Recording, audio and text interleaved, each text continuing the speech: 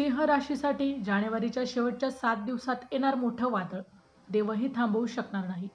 जानेवारीचा शेवटचा आठवडा सिंह राशीसाठी साधा नसणार आहे.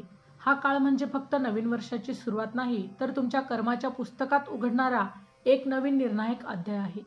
जे काही तुम्ही मागील अनेक वर्ष सहन केलं, गप्प बसून झेललं, योग्य वेळी योग्य कर्म केलं, त्याचा हिशोब आता विश्व मांडणार आहे. हा व्हिडिओ शेवटपर्यंत पाहिलाच पाहिजे, कारण शेवटचा भाग तुमच्या आयुष्याच्या दिशाच बदलू शकतो.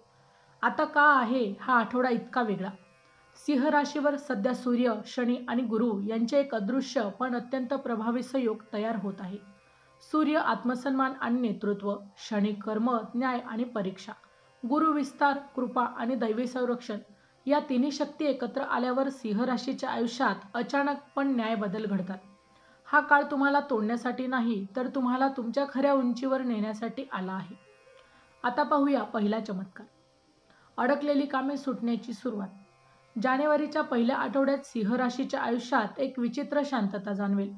जी काम वर्षानुवर्ष अडकून पडली होती, पैसे अडकलेले होते, एखादा निर्णय रखडला होता, एखाद्या व्यक्तीशी संबंध ताणलेले होते किंवा मनात सतत चालणारा संघर्ष, यापैकी किमान एक गोष्ट आपोआप हलायला सुरुवात होईल.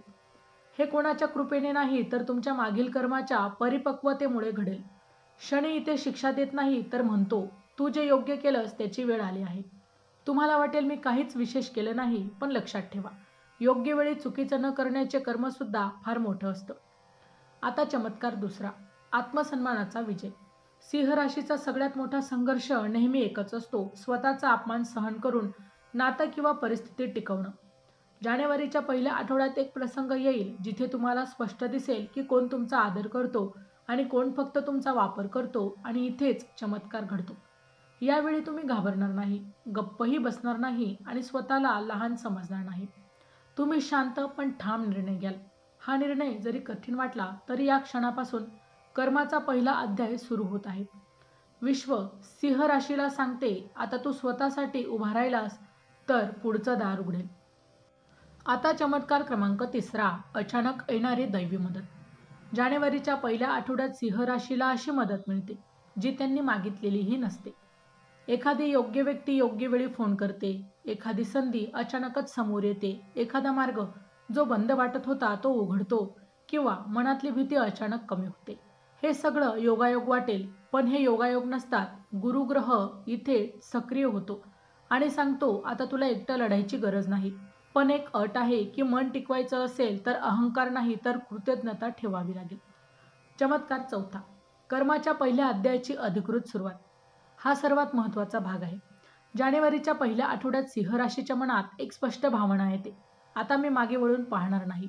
ही भावना नोकरीत बदल घडवू शकते, नात्यात नवीन सीमा आखू शकते, स्वतःसाठी जगण्याची हिंमत देऊ शकते, किंवा आध्यात्मिक जागृती सुरू करू शकते.